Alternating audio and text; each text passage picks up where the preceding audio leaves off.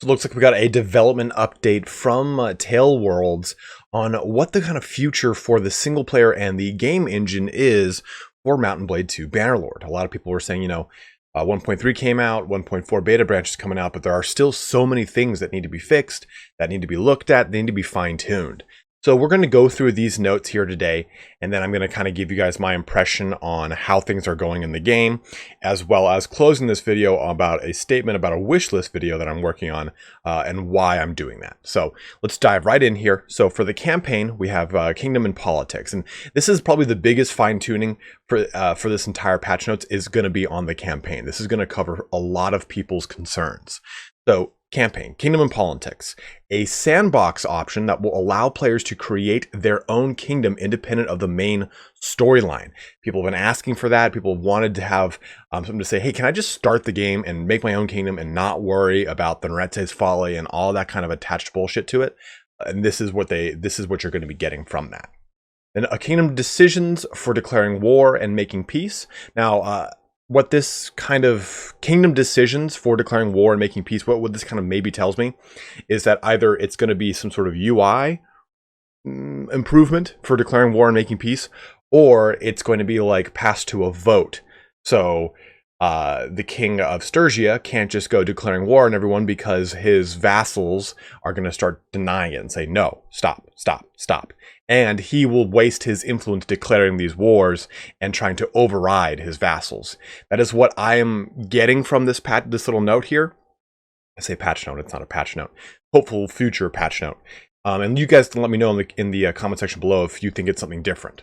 Adjustments to kingdom policies, and we've already kind of seen this taken into effect, right? We've seen how the Council of Commons has had two swaps, one from bringing the influence down from 1 to 0.1, and now bringing it in the beta branch 1.4 from influence to 0.1 to now 0.5 based off of the notable or other clans' support of you. So we're probably going to see a lot more of these policies being tweaked and being added or removed or even just completely changed over in the coming patches.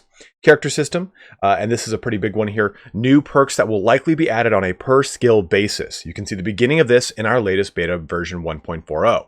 It's when he is referring to the change to the one-handed skill tree and how all the perks within it have been shuffled around and have either been visibly disabled with a padlock or have just been completely moved from, say, the 175 portion of the skill tree down to the 15, such as the shield block that now shield bash that now stuns, and a skill progression and effects balancing.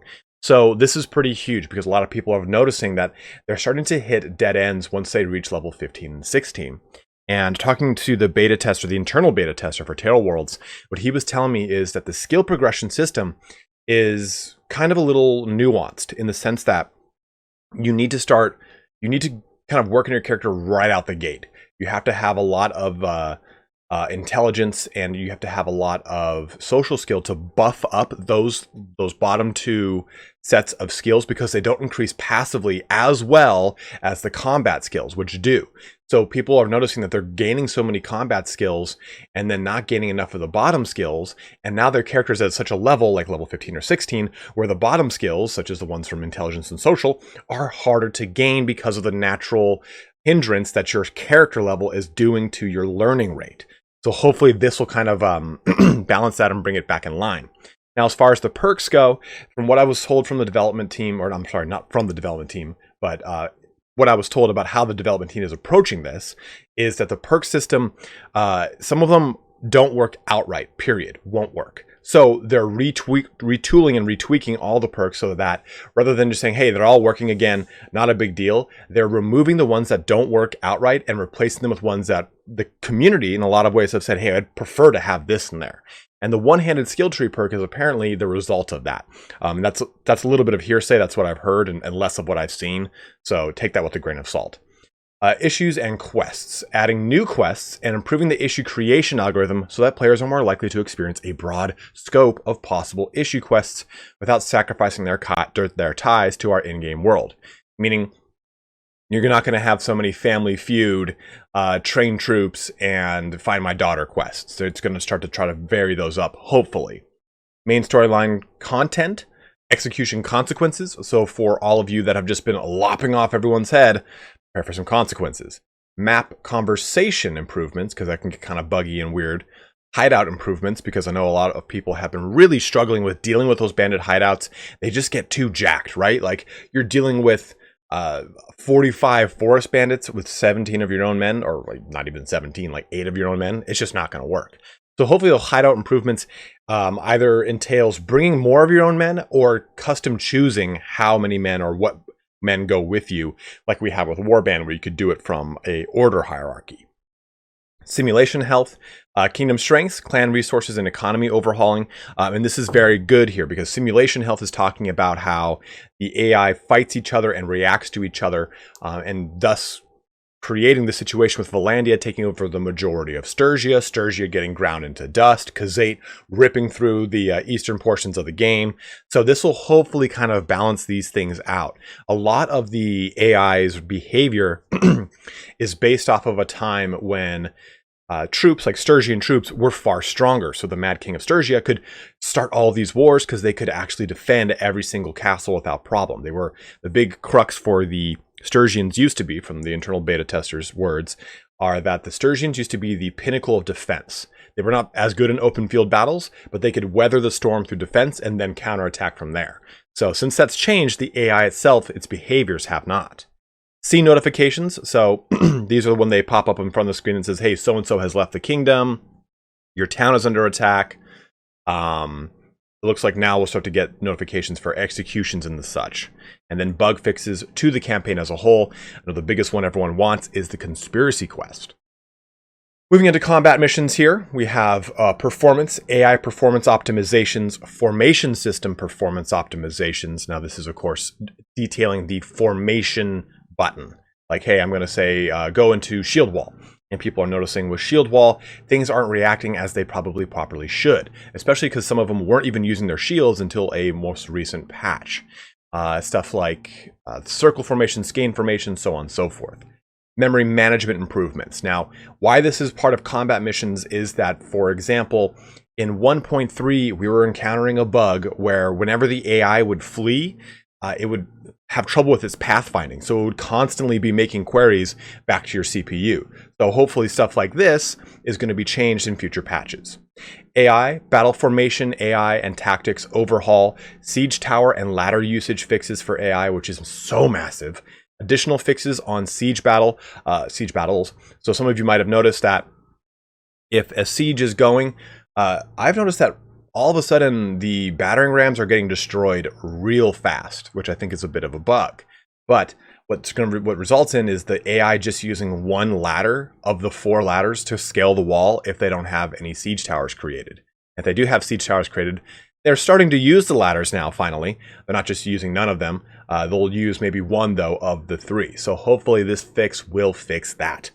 Agent AI combat enhancements. Now this is just saying the AI for the actual... when it says agent, it's referring to any moving part on the battlefield that is a character. Either a controlled character of your own, another noble, or the other troops.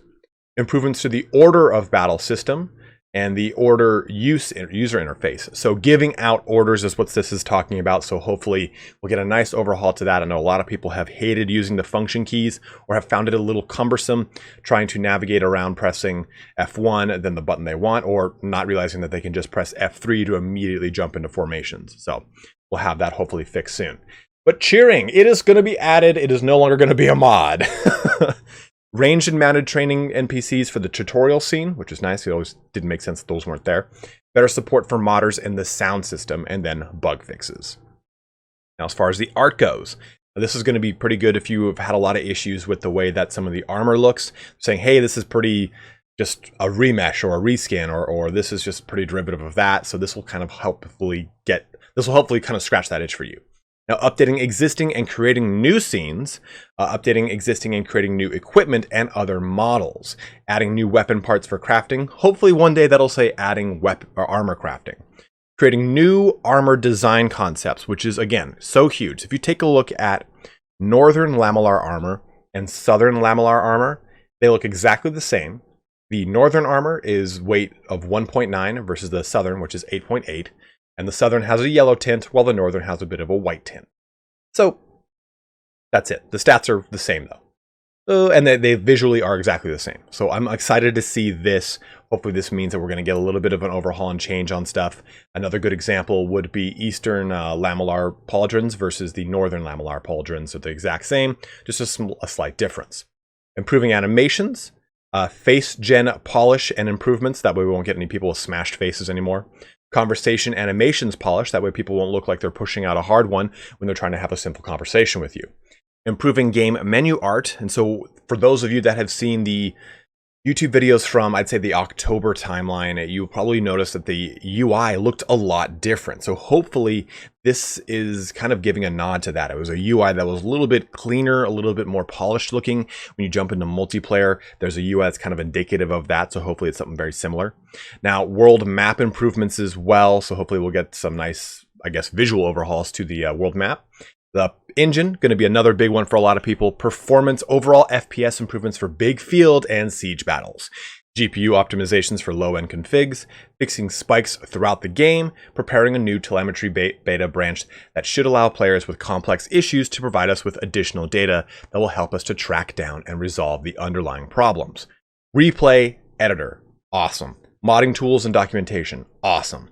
And then other, refactoring some campaign-related classes, save game cleanup and improvements, localization support for dynamic text usage in some languages. So a lot of really big planned changes for Bannerlord. And I don't know if this means that it's going to come in version 1.5 or this is 1.5 and 1.6 in the future. So we will hopefully start to see a lot of these improvements in the coming month here. We're already on May 11th as of the making of this video. This came out on Friday, so a couple days ago, May 8th. But I'm hoping that this kind of creates the format for going forward with Bannerlord. Hey, here's what we're going to be working on across the next patch or two. I know for a fact that the last 2 or 3 weeks were focused mainly on balancing out certain aspects of the game before adding more content to be fixed or to be balanced. That was what at least they were trying to focus on and what I had seen from their conversations in the forums. Now, what this really means, what this really tells me is that they have definitely taken a look at what we, the community, have said. And I have heard firsthand that the developers are watching YouTube videos, they're watching streamers, they are reading Reddit, they are reading the forums. So if you continue to have issues, you continue to bring them up, they are continuing to look at them and they're continuing to make improvements. I know the perk system is probably the one thing we all want fixed like right now, today, as fast as possible. Screw the rest, do that, and we'll be good. But as long as we continue to bring it up, they will continue to kind of keep it as a high priority. And maybe, and just maybe, this whole portion with the perks right here is their way of doing it. Like, hey, we have to do this one skill at a time because too many things have overlapping issues. So we'll see how this kind of pans out. Now, I was already working on a wish list video, a bunch of things that I would like to see added to the game. Stuff like boats, towns on some of the islands in the center of the map or on the portions on the right, the top north, the bottom left, stuff like that. More improvements to the map. Now, I have a pretty big list, but since I know, or at least heard now exactly that the developers look at these videos to get an idea of what the community is feeling and they look at the comment section, I really want to make that video very fine-tuned to a list you guys would like, or at least get the largest common denominators and cover those, and then provide a link to, hey, here are all the results of what people want. So when I create that video, it'll go up in probably a week or two, but I'm going to put a link here in the description, and that description, or that link in the description, is going to bring you to just pretty much like a little box where you can enter in a suggestion for something you would like changed to the game. Go ahead and click that link. Add in something that you would want to see on a wish list of, hey, if this was added to the game, I'd love it. Doesn't need to be a huge thing. It just could be something simple like, hey, I would love to see dreadlocks added to the game, or I would love to see mohawk beard, or mohawk beard, screw it, a mohawk hairdo added to the game. Just something simple or something big, whatever you want to work on. I'm going to put it in the description. Go ahead and click that, and I would love to get as many suggestions as possible and then create a large spreadsheet so that I can put that at least in the description of the wish list video so the developers can take a look at what a lot of people have brewing in their mind, and maybe even like subsequent tally marks like saying, hey, 50 people have requested that we add mohawks to the game. okay, well, this gives me a good idea of what's going on. So guys, as always, thank you so much for watching here today. I will continue to cover the patch notes and everything else that comes out for Bannerlord. I've got some really good guides here planned. I've got one for advanced combat strategies based off of the conversation I had with the internal beta tester to actually some of the fine nuances of how charge, advance, and follow me actually work. It's way less of a one-sentence explanation. So I'm going to go into those videos in the coming week here. I'm going to be covering Total War Warhammer 2's new DLC. So if you don't see any Bannerlord for the next week, don't worry. I'm going to be covering it tons in the future. It's just I want to hit this brand new High Elf DLC because I'm stoked on it. But as always, thank you so much for watching. Don't forget to like, subscribe, leave a comment below. And if you do subscribe, go ahead and press that little stupid bell icon, because I guess that matters. But as always, guys, thank you so much for watching here today. Have a good one and take care.